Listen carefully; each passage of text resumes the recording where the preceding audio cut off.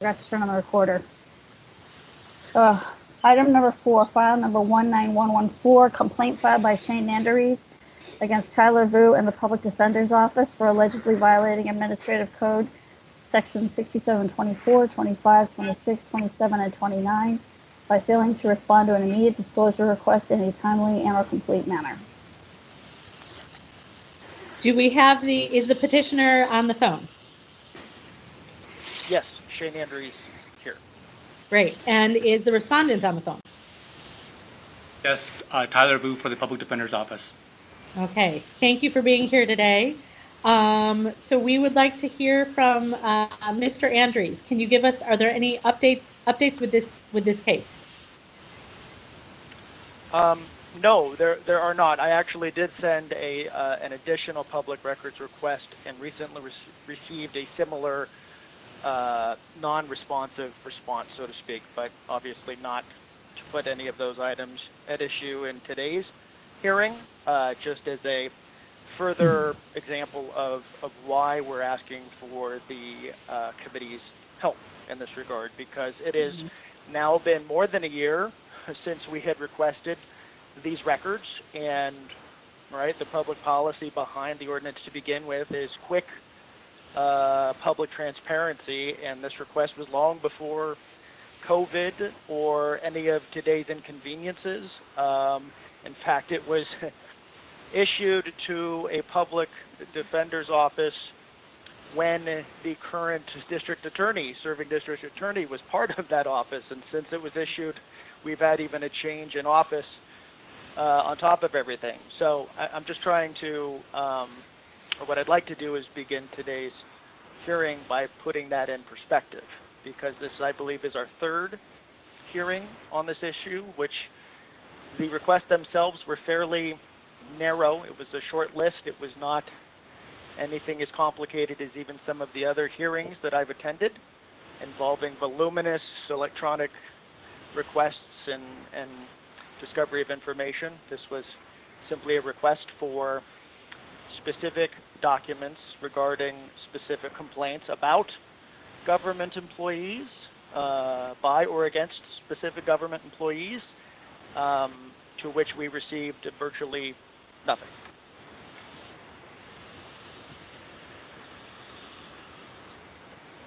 So that's the update, to answer your question. Madam Chair. Yes. I'd like to try and focus on what the task force had referred this case to our committee for.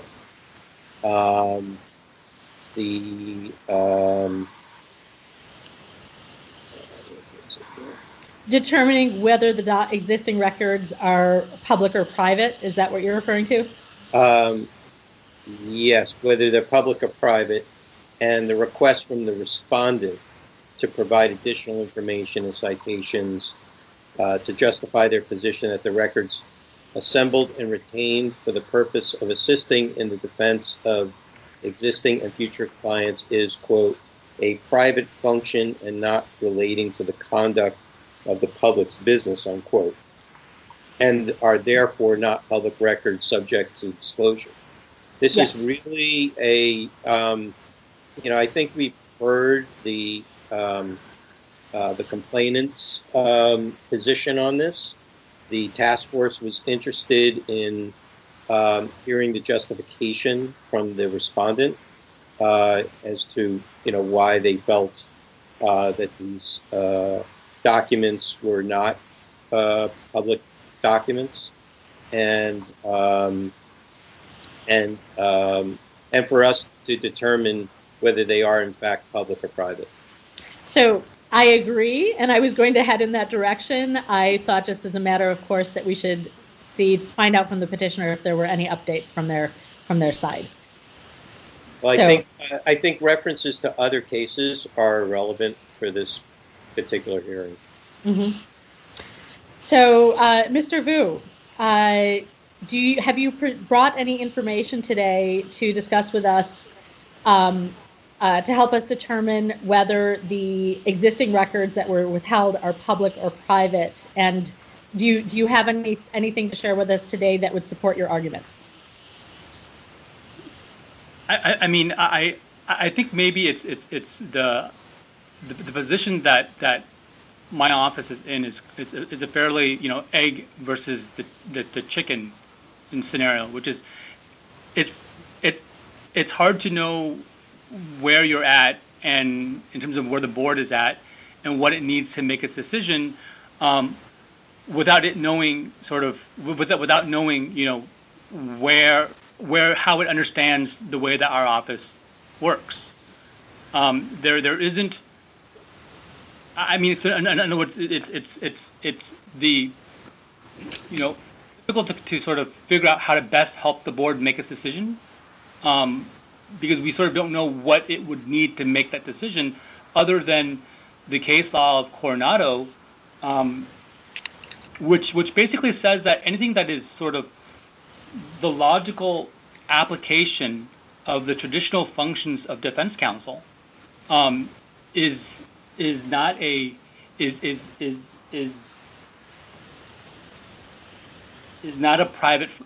public function. It's a private function, and so 95% of what the public defender's office is supposed to do is represent poor people, which is a private function. And so it's sort of difficult to sort of respond to requests without kind of seeming like it's just without answering the question, because it's kind of, well, it's, everything that we do here is not public because our entire job is to defend individuals privately. So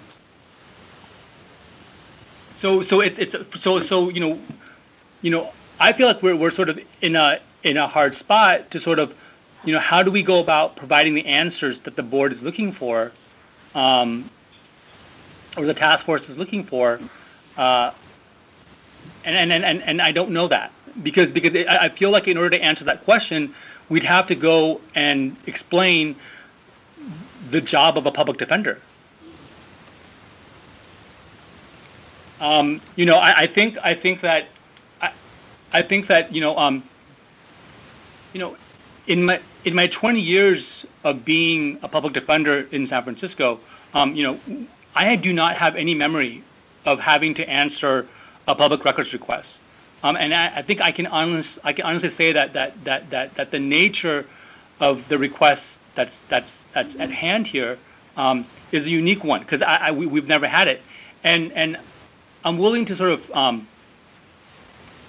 presume that the task force itself has never seen a public defender as a department that's being asked of public records, and I think that this is sort of at least a novel situation for the task force, and I think the reason why it's a novel situation for the task force is because for the most part, records requests that come to us get denied.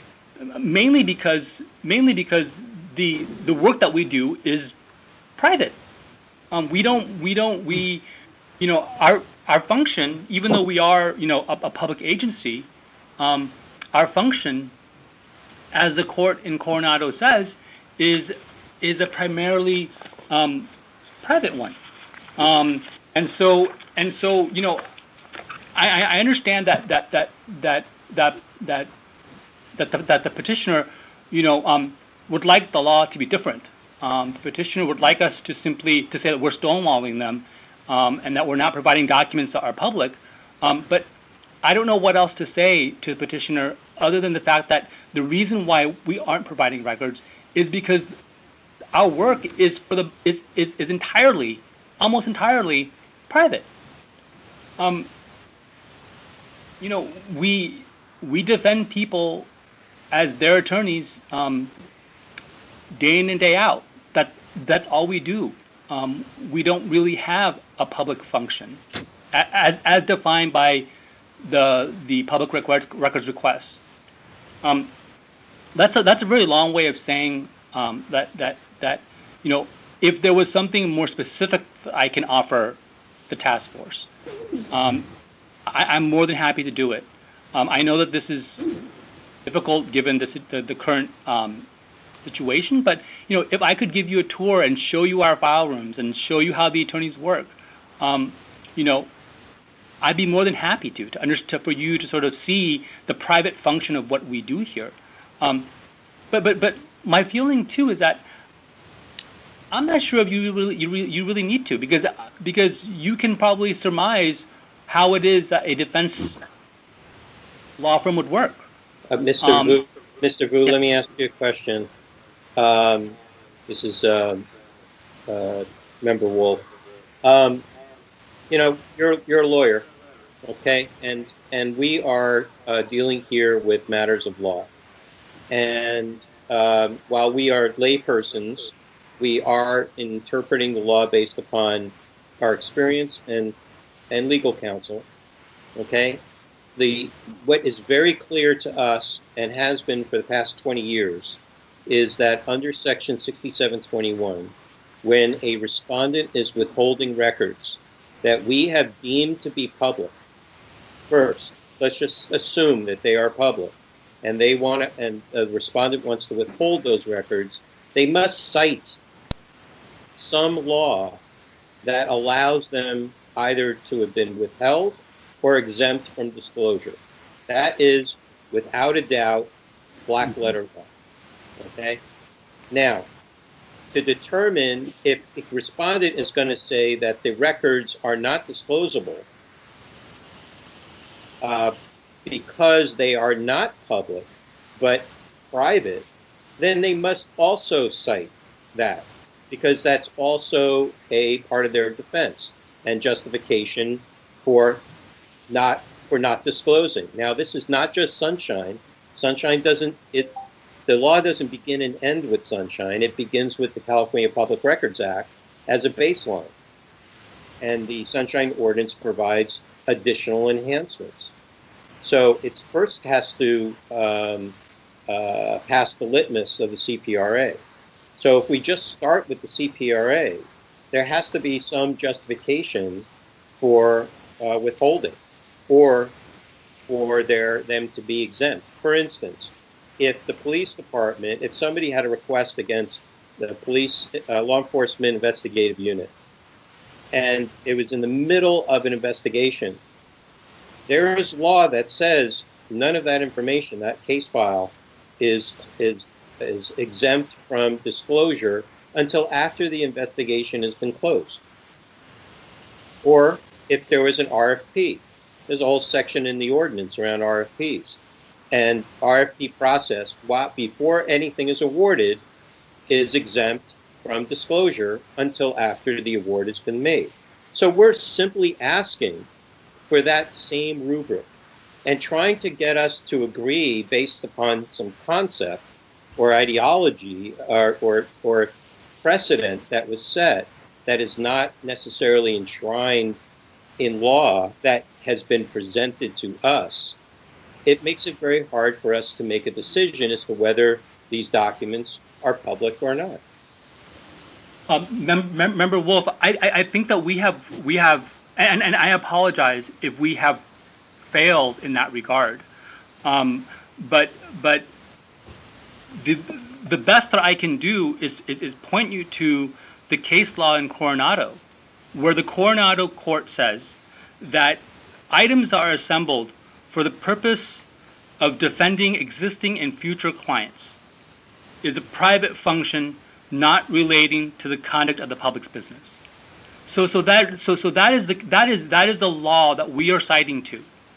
And so what we are saying is that the materials that are requested by petitioner relate to items that we have kept for the purposes of defending clients. And because they are kept for that purpose, those records are not in the public's business, and so therefore they are not public records. Coronado, the language in Coronado is fairly clear, and the logic has not been asserted just not only by my office, but also by the city's attorney's office, who provided petitioner with the initial ruling that agreed with the position taken here. I don't think that we have been unclear as to our reasonings for not releasing these records. What we have said is that they are not public because the work that we do here is represent individuals charged with a crime, and that the court in Coronado said that as it relates to that purpose, those documents are not public. And we stand by and we cite the opinion by the city attorney's office that had issued a ruling against the petitioner. We stand by our papers. Well, we do cite the case law in this case. And I don't know what else or how clear we could be. Okay, thank you. Madam Chair, I have another question. Sure. Mr. Andrews? Yes. I just want to ask you, I mean, it's not necessarily incumbent upon the complainant to provide a kind of a reason why they feel that that there may be a violation under Sunshine per se, but I'm wondering, under the respondent's current testimony, based upon this case law, why that may not be satisfactory to you. Sure, and so I appreciate that. Yes, it's not incumbent upon petitioner to do that, but in fact, that is what I did. I want to make sure that everybody had an opportunity to see the brief I submitted prior to this hearing, I believe setting out exactly what you're asking, which is forget the request, what is the underlying background? What's the factual background which generated these requests in the first place? What are we really talking about? And I did that because I wanted to avoid debating Coronado for yet a third time, a case which has absolutely no applicability to our requests, but which the public defender cites over and over and over again as some sort of shield to disclosure. I mean, everything Mr. Vu just said is essentially, he said, everything the public defender does is somehow a private action on behalf of the public, and therefore nothing that we do is subject to disclosure. And apparently in his experience, that's been the case because they never get these requests or they're always denied. But this is not what he describes at all. We are not requesting anything having to do with the public defender's representation of its clients. This has nothing to do with the representation of the public at all. It is, I'm sure, a common request for any other government agency because it is about government employees behaving badly toward other government employees, specifically the public defender's office using the private bar complaint process to harass and intimidate district attorneys to prevent them from bringing cases to trial. That is the only relationship to any potential case that's in the public defender's office. But the fact that the public defender files these private bar complaints against other government employees for the purpose of intimidation is exactly the reason we are trying to get information regarding internal conversations, text messages, emails, etc., among and between various public defenders regarding this pattern and practice of going after district attorneys simply for trying to do their jobs. So there is, Coronado we need to stop talking about because it's a complete straw man. It has nothing to do with our requests. I cited the San Jose case, which actually lays out exactly what the public defender's office could have and still should or should have done, which is they should have put forward some sort of evidence to this committee to explain what they did to try and find any responsive documents, but they didn't. They said, hey, attorney-client privilege, Coronado, private function, no, you don't get anything. And that's what we've been hearing for the last year. And so if we're limited in having to go file a lawsuit and get a writ under the Public Records Act in order to finally force the disclosure of these records, we will, But at the same time, this committee needs to have an opportunity to enforce its own regulations.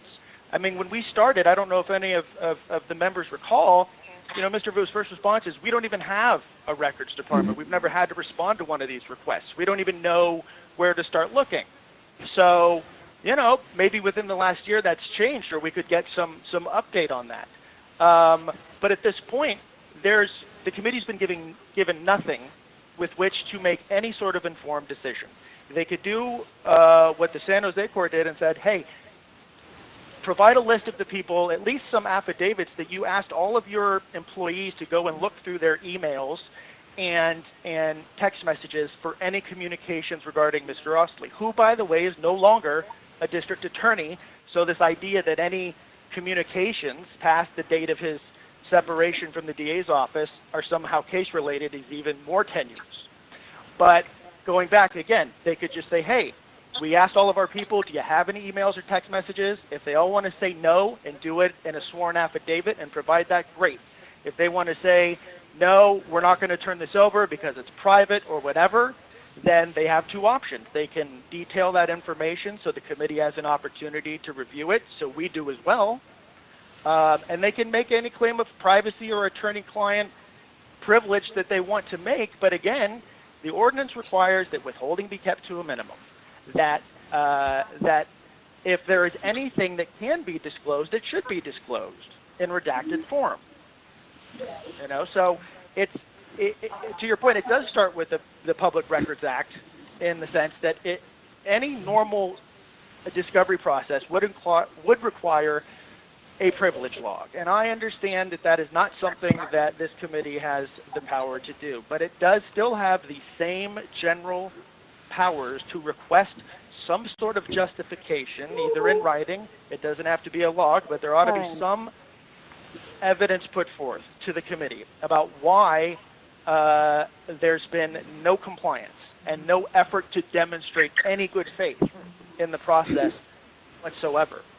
I believe the ordinance has requirements that each department head is supposed to actually submit a declaration that they understand the ordinance and will comply, and that they have some sort of process for this. Where is that? There are things this committee can do short of requiring a privilege log, right? Obviously, yes, giving the public defender now a third opportunity to explain its position, which it again has failed to do. I think we're past that. There needs to be some specific action taken. They need to provide something substantive, or they ought to be referred to the Ethics Commission, and we be given some sort of decision so we can take the next step and go to court and get a writ, if that is what must be done. But they've been given every opportunity to comply, to show some effort of a reasonable explanation, and there has been none. Okay. Thank you. It sounds like there might be someone on the phone that has background noise. If you're not speaking, if you don't mind putting yourselves on mute, that would be helpful. So, committee members, we have additional questions, or how would we like to proceed with this? I have a couple of more questions, if you don't mind. Okay. Mr. Vu, am I getting your title correct? Yes, thank you for asking, Member Wolf. Should it be something like Deputy Public Defender or something like that? No, I mean, you can call me Mr. Vu, since this is the formal setting. Okay, great. So, Mr. Vu, I understand your points with regards to Coronado. What I'm concerned about is that the information that Mr. Andrus is, on behalf of Mr. Ostley, is requesting is not asking for any case files. They're asking for communications that may be externally presented or published. And I have to wonder at the same time, because of I'll use Mr. Andrus's example of the San Jose case. that would you consider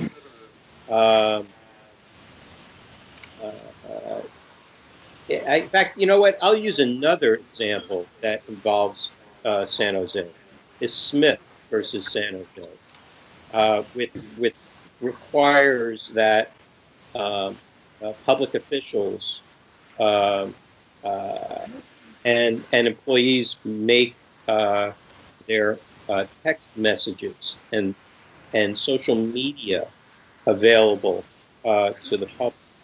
Is that something, upon request, is that something you feel that is not in the purview of the public, being a public office and the public defender being publicly elected? No, in fact, that is something that we would disclose. That Okay. those things are not public records. Those things are not private records. In fact, we have. I don't think Anonymous is here, but Anonymous has asked us for calendar entries by the public defender, which we've disclosed. And we have disclosed calendar entries. That was the subject of this particular records request. Okay. We did disclose documents as part of this public records request. Okay. And I just want to say one other thing, Member Wolf, is that maybe the problem here is that the initial request is very, very broad. And if I could do this thing over, I would have asked for clarification. And I did not in this particular records request. Because if you look at the records request itself, and let me just read one such line of I believe of 18 items that were requested in a single request, was, for instance, all documents pertaining to alleged misconduct committed by Attorney X. Now,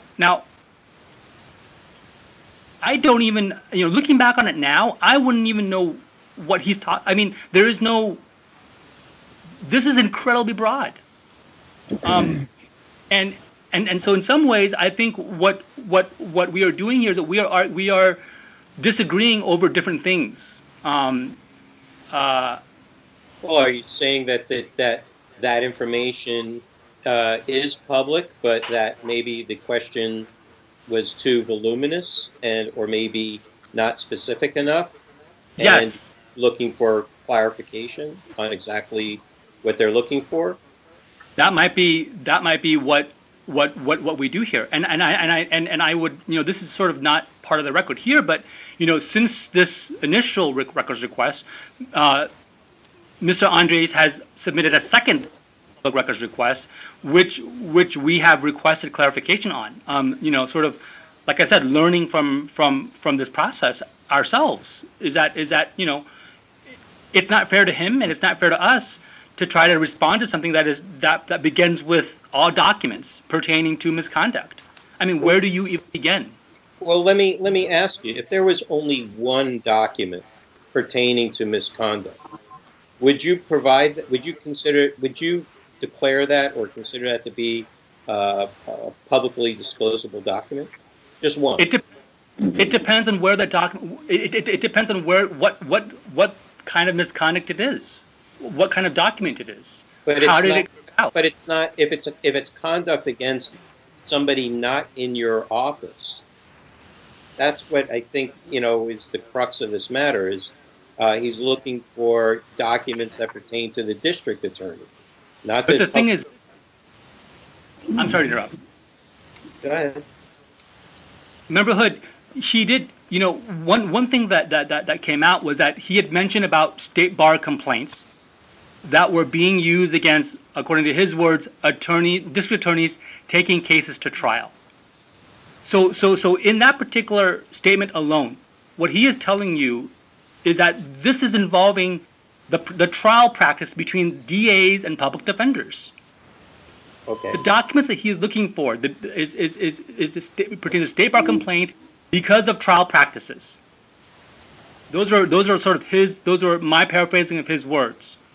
And if that's the case, then Coronado specifically says that documents that are used for the defense of existing and future clients, basically clients that are going to be facing trial attorneys, district attorneys, are private functions not relating to the conduct of the public's business, and therefore they are not disclosable.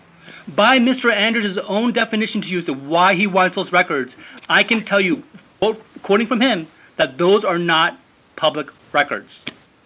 If those documents were being used for the purposes of trial maneuvering, trial negotiations, which Mr. Andrews said that they were, to dissuade attorneys from going to trial, that is a private function, and Coronado says that those are not public records.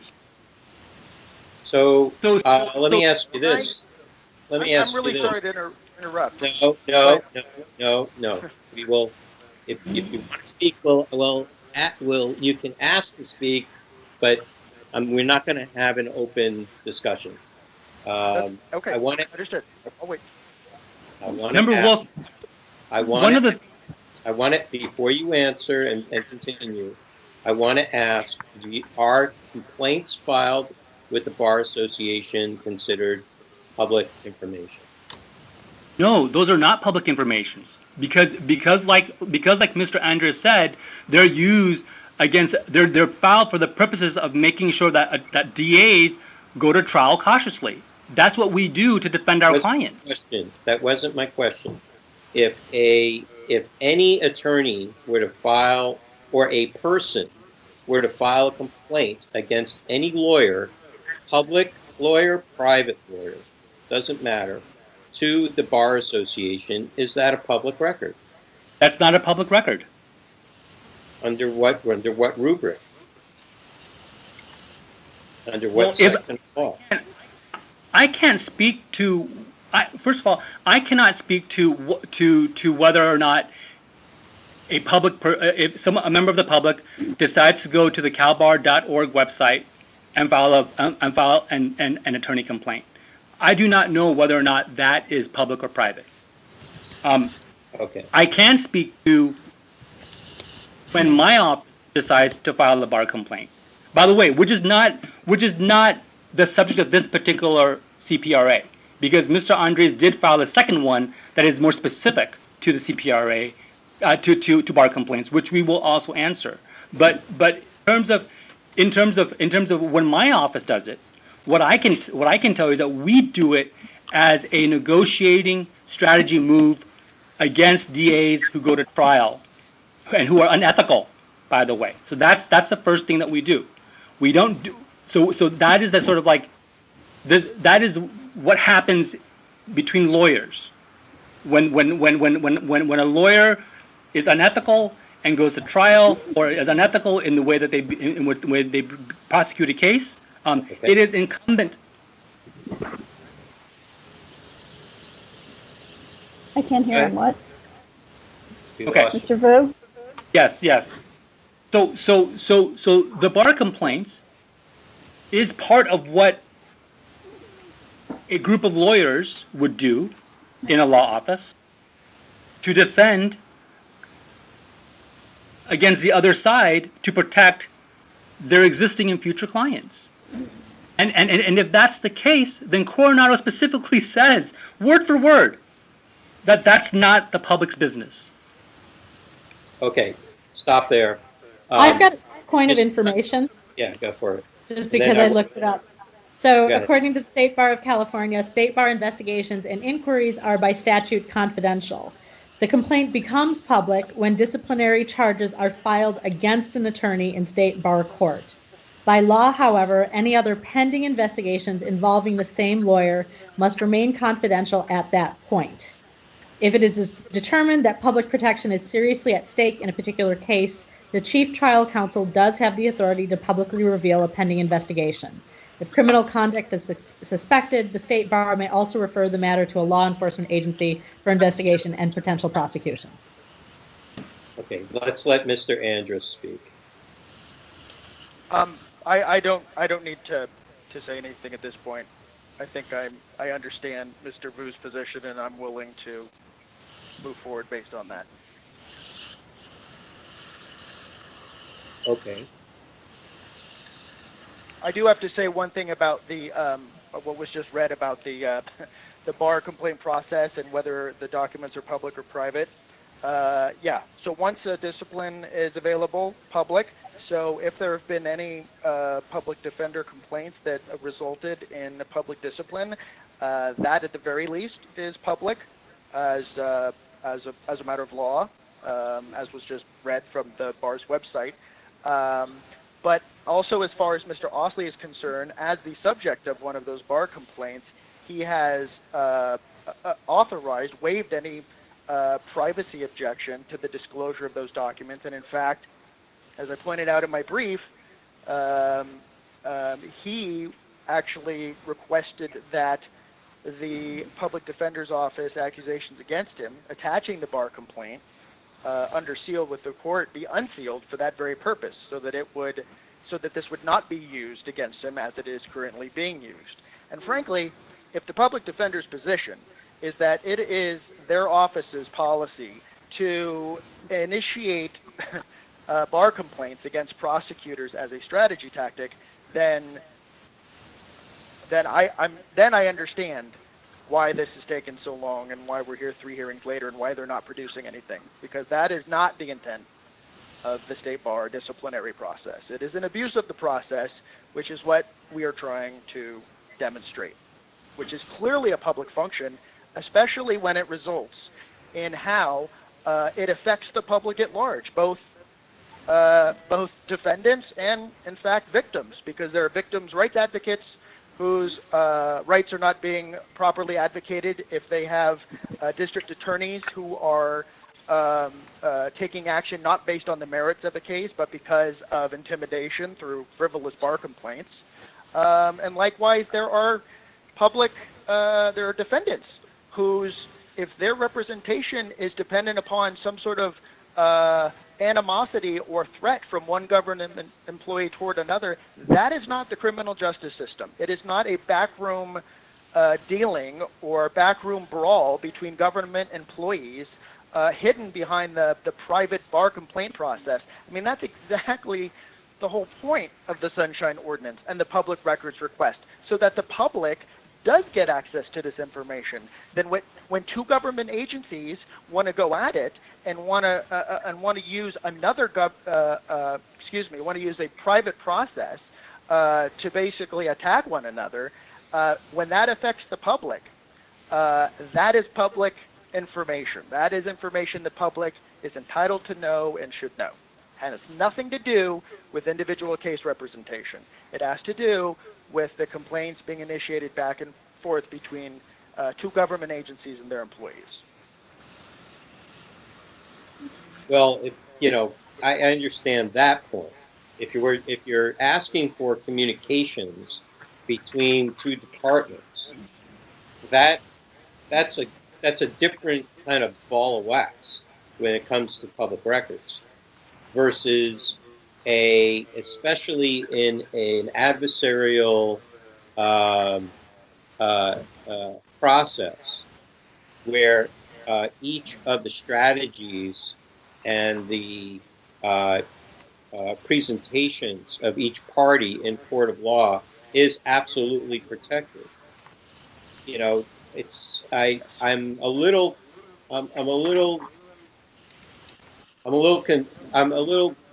questioning what you just said, Mr. Andrus, because if I would have to ask you the same thing, would you be open to revealing your strategy on your end of a case as a party, you're in representing your party in court? I don't think so. And I don't think the I think we do, because it is actually aired in court. I do it in court, and matters are filed in court. They're going to the bar complaint process and trying to hide behind it by saying, "Oh, these are private records that are not public unless there's a finding of discipline." Well, the mission accomplished if you file a private bar complaint against somebody, and that's enough to get them to back down, and so that no public discipline is ever actually issued, and therefore it never becomes a public document. It's a crafty strategy, but that is not a strategy. That is unethical practice. And absolutely, I do disclose my strategy in the documents that I file and that I produce. and in the pleadings and motions that I make before the court. I don't do it behind the closed curtains of a private administrative bar complaint process whose only purpose is to discipline attorneys, and it has nothing to do with the criminal accusations against any of the public defender's office's clients. I understand that. I understand the confusion, but that's because we're talking about things that are not part of the request. Go back and look at the initial request. We've been talking about hypothetical requests based on Coronado and a debate about something that has nothing to do with the very narrow request that we issued. They're not broad as they've just been characterized. They're about, it identifies allegations of misconduct by and against specific people. Their names are included in the requests. The public defender's office knows what we're talking about. This isn't some fishing expedition. They have to scratch their head and say, I wonder what he means. I wonder what he's thinking about. They know exactly what's at issue. All right, Mr. Andrus, They're refusing to produce the information. Mr. Andrus, please. I understand what you're saying. Look, we're trying, the way you're explaining it, we're talking about the private, wall of the Bar Association. That is not within our jurisdiction at all. And if they I'm not asking for the bar complaint documents. I'm asking for communications. I just want to make sure we're not going off on another tangent. I'm not asking this committee to order the bar committee to do anything any more than I'm asking the public defender to turn over client documents. I understand that, but an application to the Bar Association based for a complaint is not within the jurisdiction of the California Public Records Act or the Sunshine Ordinance. And it's not what I'm requesting. That's why I don't want to go down that road. It's very simple. Okay. It's very simple. All they need to do, and I laid it out in San Jose. You used a different San Jose case, but it's pretty simple. Why are they not just telling us whether they've asked their employees if they have had any communications about allegations of misconduct by or about any of the individuals we've identified? They could start there. We haven't done that in a year. We haven't even gotten that far because we're talking about things that are not at issue. Okay. I want to speak to some of the members here. Madam Chair, I'm sorry. Yes. I think what is confusing here is clearly there's attorney-client privilege that would shield certain kinds of information and activities that happen within the department. That said, this is a public agency and other things happen there that aren't under that umbrella of attorney-client privilege and would not directly be involved in the cases. I don't know that everything that Mr. Andrews is asking for would necessarily be public documents, but I have a feeling that some of the things that he's requesting might be. And I think we do need a response from the public defender's office that is a little more specific about what they are withholding and why, which is what I think you were asking for at the very beginning.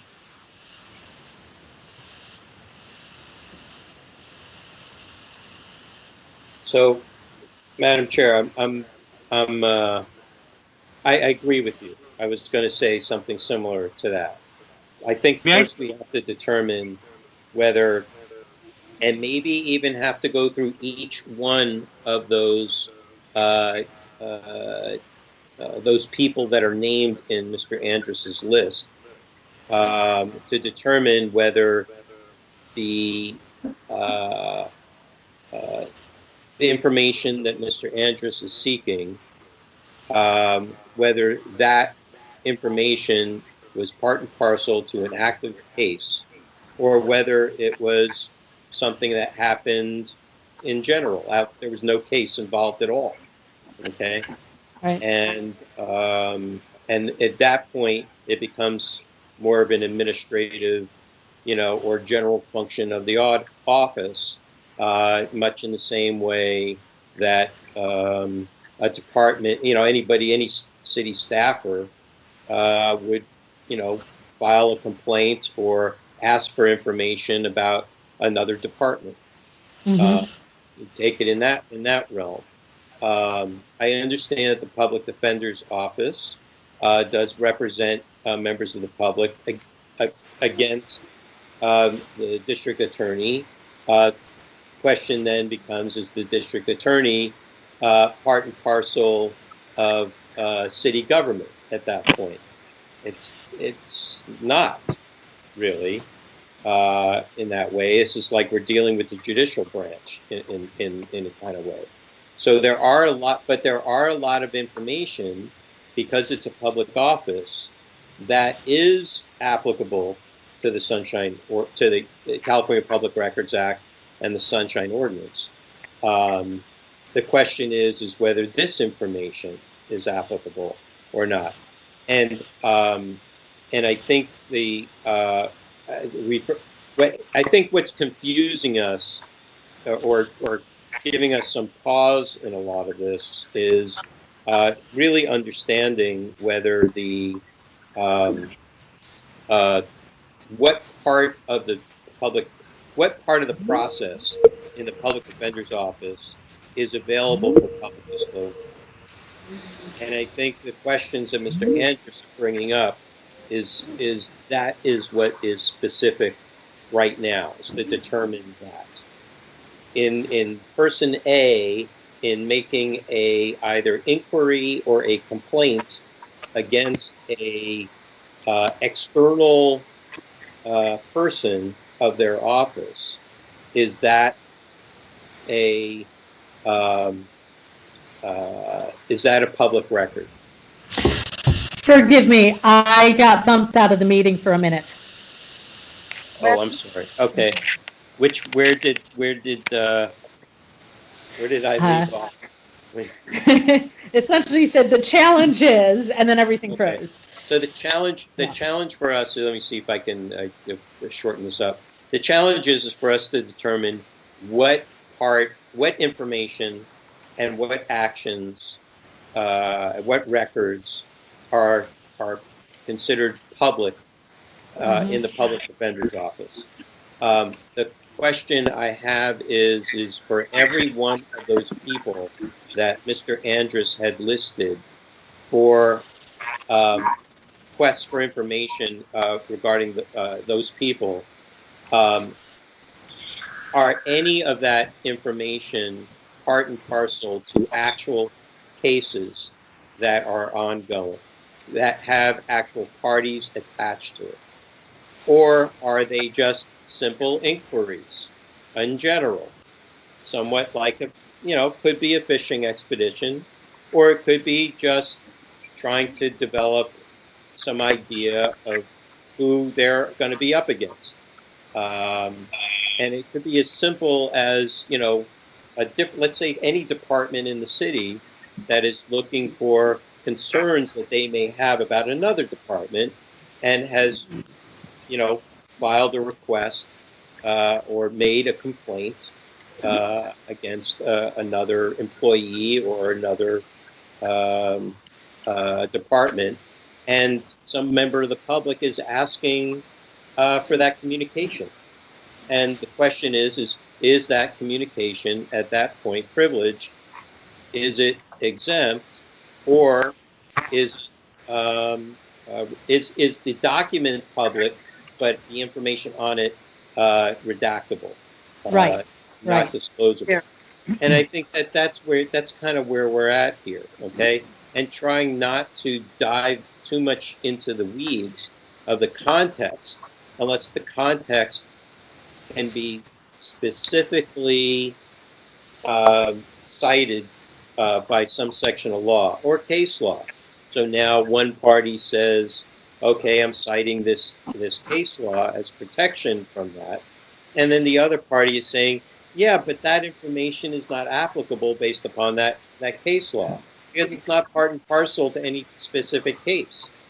It may in the future, and it may have been in the past, but in the moment, it's not.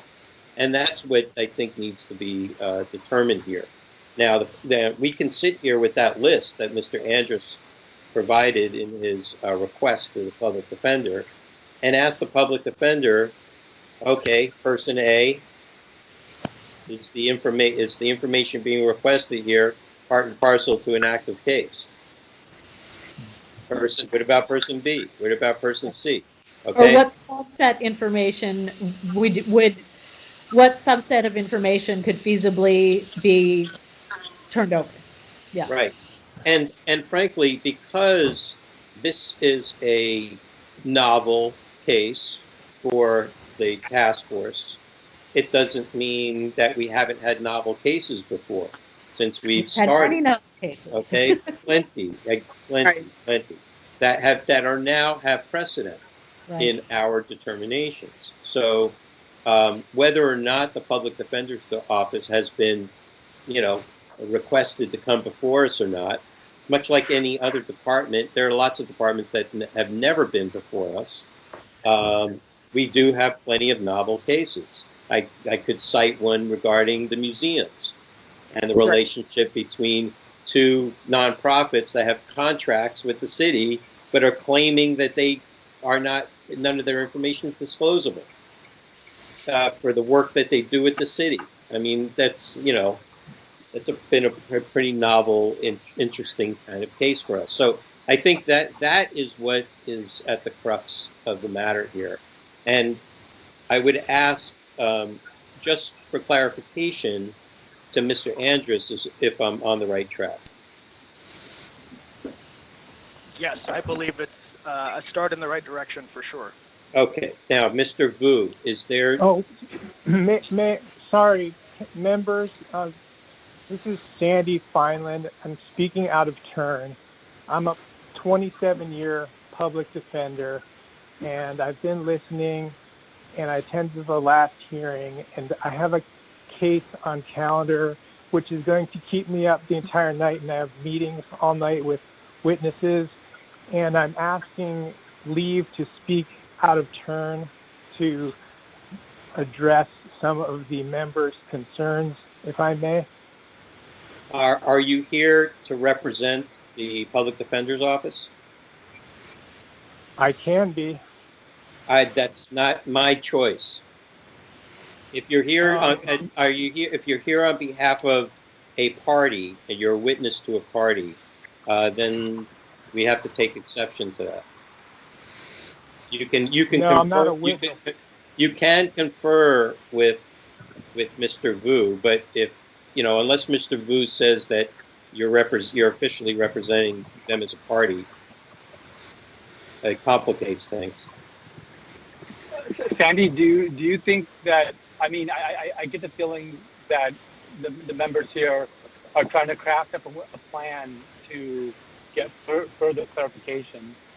So I just have some very general comments to make about the members using work product with... Okay, I got to stop you. I have to stop you there because I have to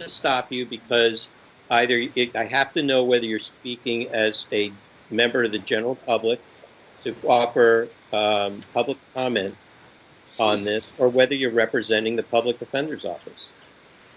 Member Wolf, Mr. Fineland is representing the public defender's office. Okay. Are you allowing him to speak on your behalf as the representative of record? Yes, thank you. Okay. Madam Chair, I'm going to ask you for a decision. I will allow this comment. Please keep it brief. Should we use the timer, or let's do 3 minutes? Okay, so... All right, hang on. So, hang on. All right, you may speak. Please? He asked for 5. We're going to give you 3 minutes. Okay, so... And his name again? Could we please have your name? Yeah, so let's start after I say my name, please. Sandy Fineland, F-E-I-N-L-A-N-D. First name is Sandy, S-A-N-D-Y. So I'm a 27-year public defender. The case that's at issue is City versus San Jose, and in that case, the matters that were considered private were the public defenders communicating via email or any other way in order to collect information about police officers who were unethical and harassing clients. And this is very analogous to that. Any information that we keep, communicate, use in any way, it's not to harass communities. It's not to intimidate them. It is to protect our clients from unethical behavior. That is what this is all about. It is about DAs who we suspect are cheating, intimidating us, doing things that unfairly hurt our clients and violate rules of ethics to do so. So to analogize this with work product is not what City of San Jose was about. It was about defending current and future clients. It is not about what is this in a case file. It is about are people cheating police, DAs, whoever's in law enforcement to hurt our clients. So when we keep a book on people, when we communicate about people, that is so we can respond and we can protect our clients' interests. It's not about harassment, as Mr. Andrews keeps saying. It's not about intimidation. This is about us protecting poor people from government, from law enforcement abuse and improper tactics. So you can't just say, oh, is this in a case file? Is this in a case file?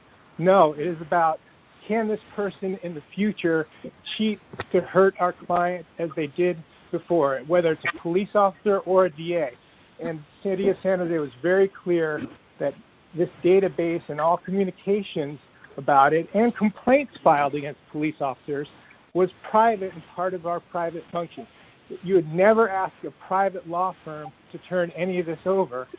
And we are acting as a private law firm for poor clients who cannot afford representation. So you can't go down the list and say whether something's attached to a case file and say that that is your time is up. Private or public. Thank you for the time. Thank you for your comments. Okay, thanks. Excuse me, my name is Frank. Are you allowing public comment now? No. Because I would like to speak. No.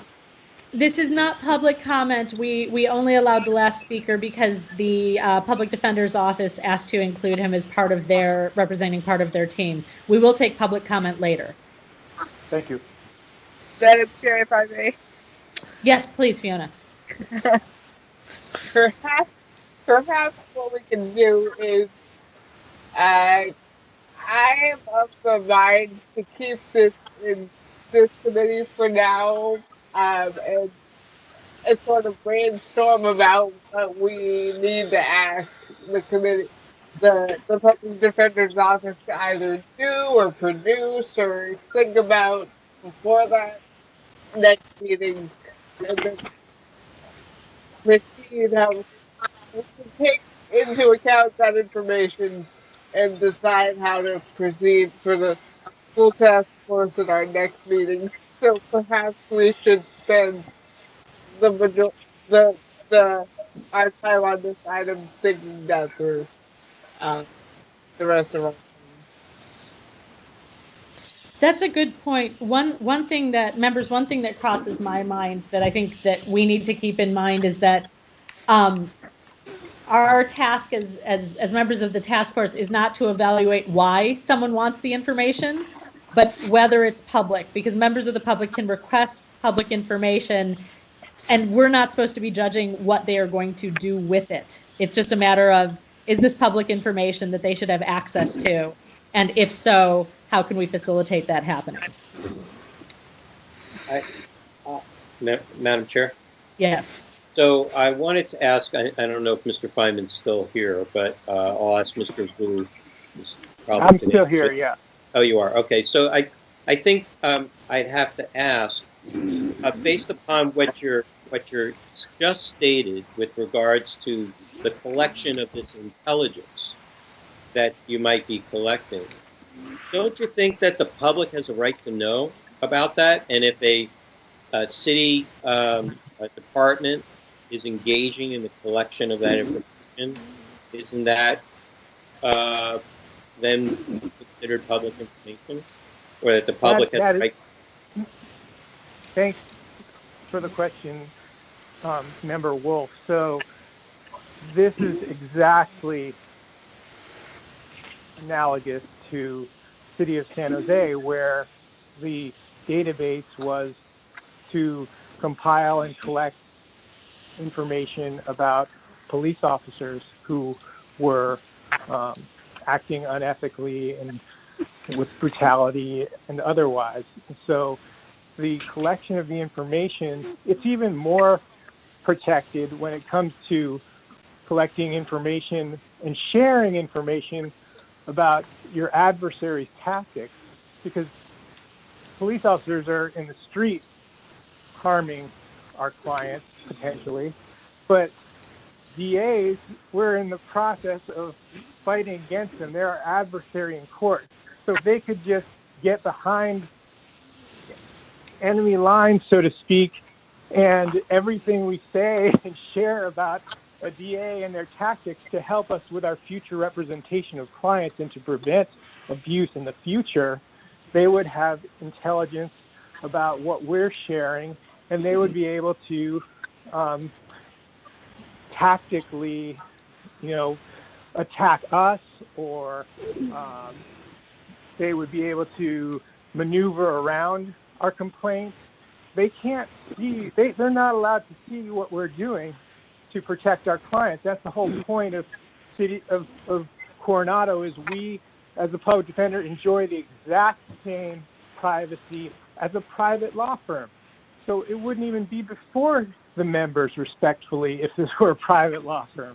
Because all of what we're doing, as Mr. Vu said, other than mayor's initiatives, which we happily help with, other than comments at public safety meetings and legislation, those functions are public.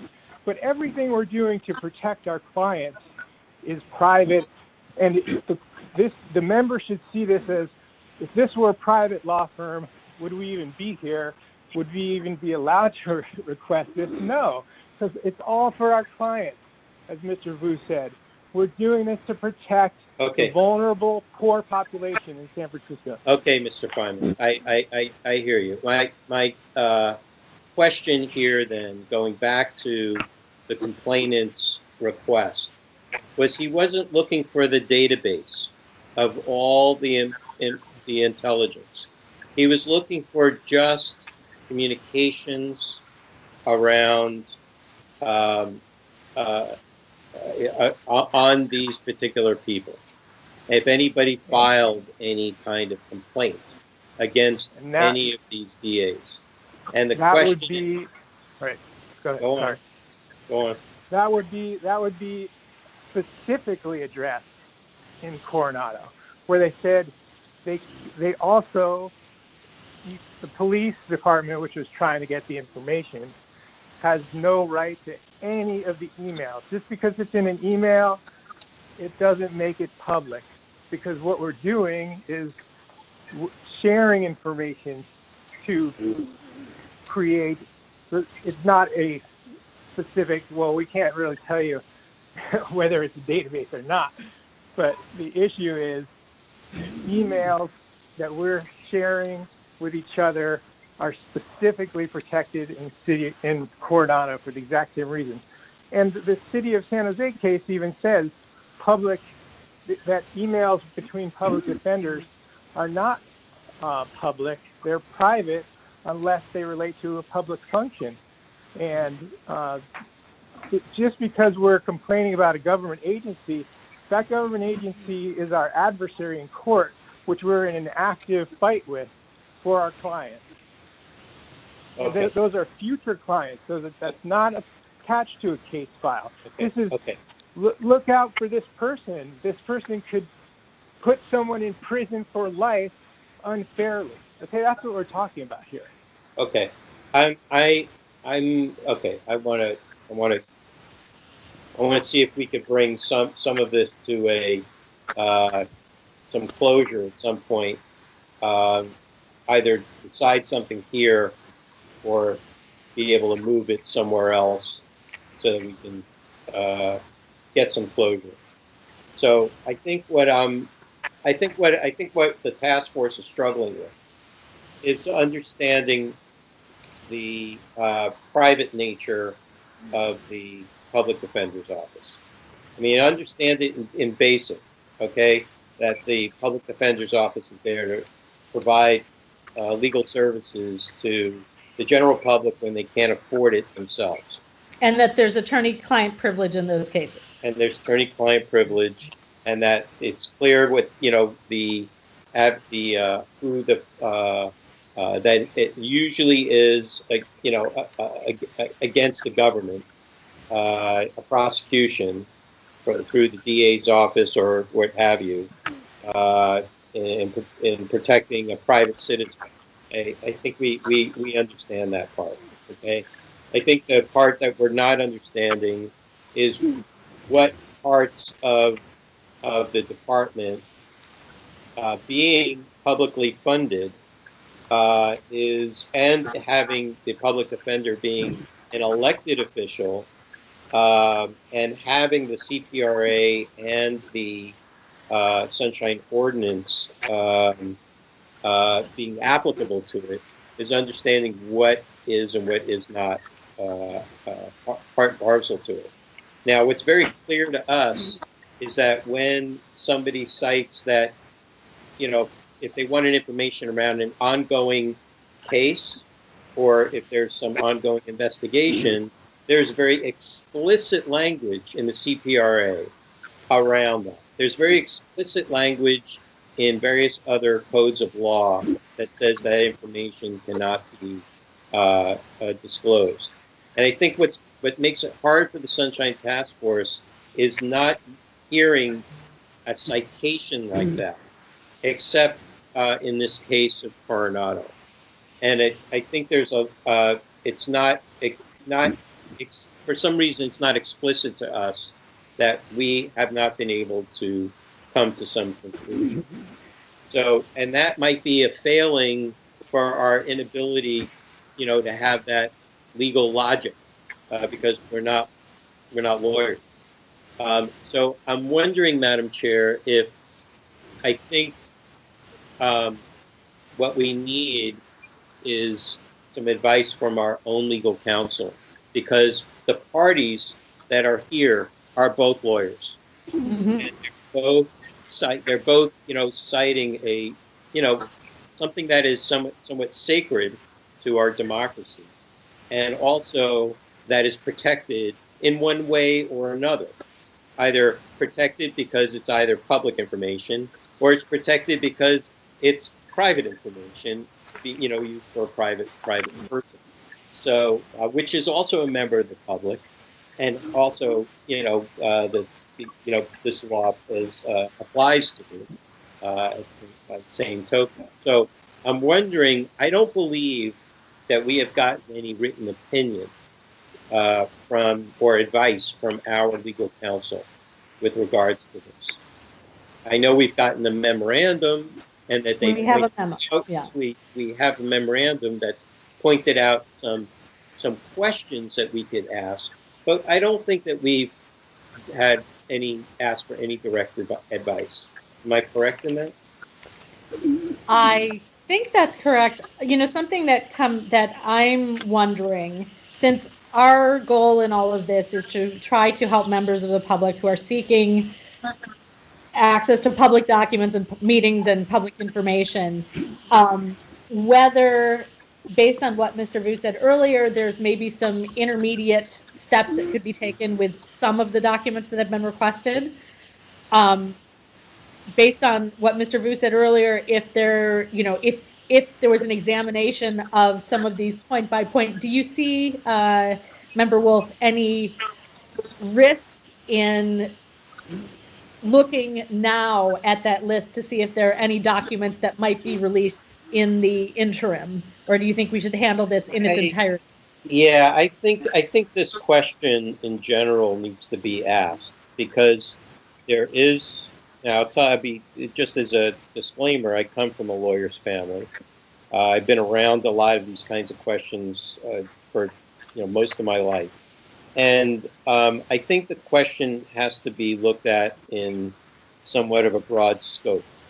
And the reason why is because if we start diving into something very specific, then in the future it becomes a precedent of having to continue to look at things so microscopically that it may not make sense to do so, unless there is something specific, something so specific that is so challengeable under a specific section of the law.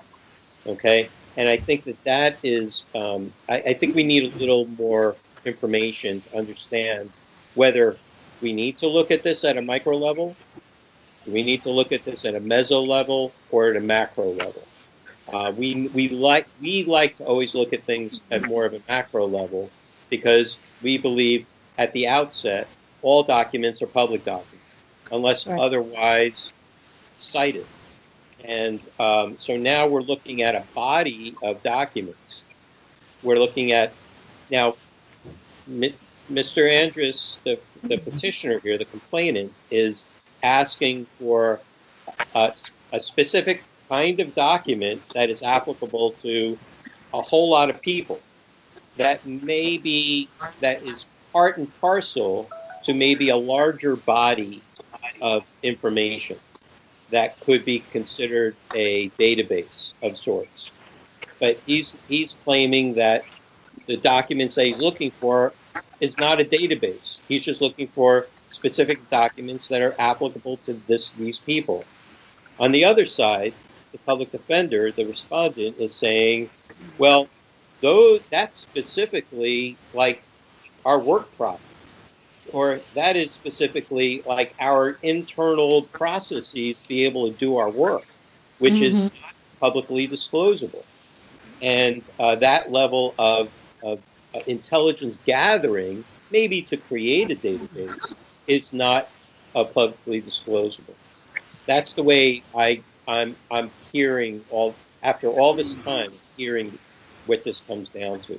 So I don't have enough information or education, and I think I need to hear from our attorney to get some advice to understand who is right in this respect. So I think that's a fair request. My only concern here is that, and the task force made its initial judgment in February. Now, we're many months later, in part because of the pandemic and because of our ability to meet or not meet. I think if we go down this path, I would like to consider this again as soon as possible. Obviously, we could do that again at the next Compliance and Amendments Committee meeting, and as Member Hinsey suggested, keeping it within the committee, unless you think there's a reason. Well, and actually, you know what? We couldn't even put it to the full task force because it would be too late to put it on the agenda. Is that correct? No. For the second? Mm-hmm. That'd be too late. For the second? No. Yeah. It's too late. I mean, it's too late. No, the agenda. The agenda hasn't been posted yet. That's going to happen on Friday. I can take the information that I have that I got for this case for today and include it along with, in the September 2nd agenda. But we got to make it known today if that's what we're going to do, so we can tell the parties. They have to have notice. And if they, what if they want to submit something else? They've only got 2 days to do that. They got to 5 o'clock on Thursday. No. This is not submitting more information. We have all the information we need. I understand that, Bruce. I'm just saying, if they want to, they do have that option. No, we won't. No, they don't have an option to provide more information. This is the task force's decision to make. We are working we have all the information we need. We have other. Do you want to include it on the? We have questions that we need answered based upon the information that we have. There's no more information that we need. My concern is that our attorney will be able to turn it around quick enough. I can't hear you, Fiona. Oh, let me see. My concern is that essentially, our attorney won't be able to turn it around quickly enough. The memo to the answer to the questions we need. And also, That's a good point. I kind of, I mean, we already have a DCA memo for this case already, but for that specific question, that's a good point. You know, would they provide enough verbal information on Wednesday? You know, a week from tomorrow? Would they have enough time to review it? I mean, I can call, you know, call Price Wolf tomorrow and tell him that this is what we're doing. And we're going to put it on the September 2nd calendar agenda and, you know, provide him with the gist of what we were asking for. What do you think? But that's up to you. I mean, you know, we already have a DCA memo. This would be additional information from Mark Price Wolf. Well, this is specific legal. It's not additional information per se. We're asking for direct advice from our attorney. He will provide it under attorney-client privilege, and then the task force can discuss it. Actually, it can be discussed in closed session if we want to protect the attorney-client privilege to discuss the matter. Usually, we don't do that. Usually, we make it public, but the task force members get to see it before the meeting happens, because it's still under attorney-client privilege. The idea for that advice is that it help advise us and answer our questions so that we could make decisions coming back to either this committee or back to the task force. But that means that we at this committee have to be able to explain it for the rest of the task force members. And I'm not confident that even if we get that advice, unless it is absolutely explicit and extremely, you know, like black letter law, so that we could, you know, it becomes very clear that we would be able to do that. I think this needs to be continued, and we can make that determination then. Well, let me ask you this. I'm sorry to put that out there for the parties to prolong this. And I know in some respects it seems like very simple for understanding for either of the parties, but this is bringing in this kind of information into a whole nother jurisdiction of law that to us seems a bit complex.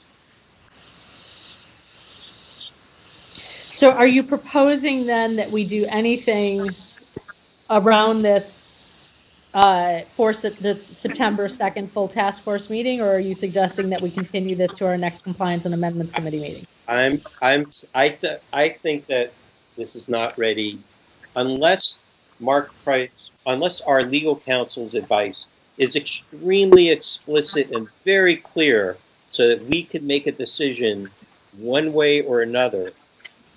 I'm not sure that it's ready. There's no way we could bring it to the task force, because the rest of the task force members not necessarily being privy to the detail that we're discussing here in the hearing, unless they, you know, are going to listen to, you know, an hour and a half of testimony, which I'm not confident of. Although they participated in February, and a lot of what was said here was restatement of things that we did here. Okay. In February. Well, you know, Frank, I'll leave that decision up to you, Madam Chair, at this point, because I'm 6 1/2 dozen the other. You know, it would be good to get that information. We could have a discussion, a little more freer and flexible discussion, like we're having here now. Not be, you know, that's why I said if it's really explicit and it won't take that much of the task force time, you know, I do not relish having to spend more than 45 minutes on any one case. in our regular meetings. It makes the meetings run not well. Well, can I ask you, based on other things that are planned for the agenda, would this be would this be an opportunity to discuss something at that meeting, or do we already have a full agenda? We have a full plate. Okay. In that case, then maybe this is not a good idea. And Cheryl, if we could make the request to our attorney for the guidance that we seek regarding this case, and then put it on the agenda for our next Compliance and Amendments Committee meeting. And we're talking the end of September? That's our next meeting, right? Yeah. Yeah. Yeah. Member Hinsey, you wanted to add? Well, no, I was just going to say, I have with Bruce that this would take a lot of explanation if we don't have a clear memo, and in addition to buying us some time, it also buys our council another month. And then I was just gonna clarify that yes, we are meeting in September. Because prior to going remote, we had been meeting every other month. Mm-hmm. So.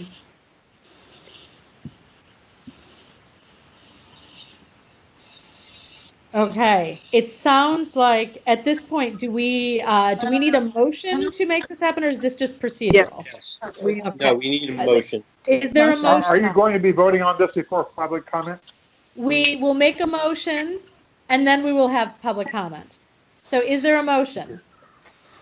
So I move that we continue this to the call of the chair, and which hopefully will be the very next meeting, and that we request from legal counsel advice with regards to documents and records that are public or considered private by the public defender's office with regards to the Coronado case. And do we have a second? Second, yes. Okay. Now we'd like to open it. I'm going to give Cheryl. Hey, hang on a second. Hang on. Fiona, you said second? Hello? Yeah. Yeah, you did? Okay. Yep. And I think someone might have background noise, which is making it a little hard for Cheryl to hear, but yeah. Okay. So we will open it up for public comment. If you're on the phone and not speaking, please put yourself on mute to help us limit background noise. Is there any public comment on this motion? Yes. My name is Frank Noto. I'm a member of a victims advocacy organization that has also requested public records from the public defender's office. Thomas Offley alleges lack of compliance and delays from the public defenders in response to the Public Records Act request. I too have received a similar response from the Public Defender's Office and Mr. Vu. I sent the Public Records Act request to Tyler Vu and the PDO on January 24th. After the PDO asked for a 14-day extension, I provided additional information on February 6th so he could complete the task. Since then, I've received no information in response to my request 6 months later. My request was not about any individual cases, but about potential collusion between the public defender's office and the DA on reorganization of the DA's office in January. The reaction or the lack thereof by Mr. Vu is similar. This establishes a pattern of delay that's contrary to the spirit and the requirements of the Sunshine Ordinance. I urge you to act on Mr. Offley's complaint and order the PDO to comply with the ordinance. The Public Defender's Office should make public records available to the public, not operate in secret from the public. Thank you.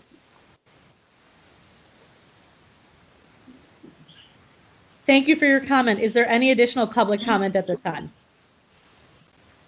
Yes, I have one. Just 3 minutes.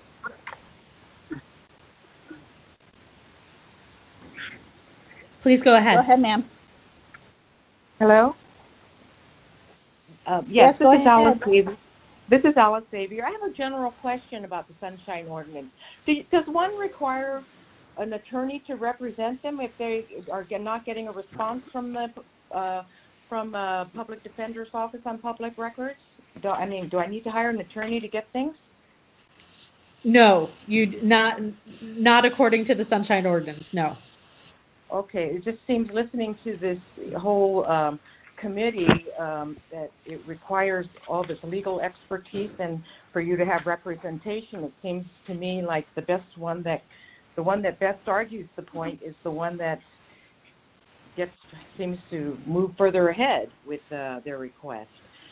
Okay, that was my question. That's it. Okay, thank you. Is there any additional public comment on this matter?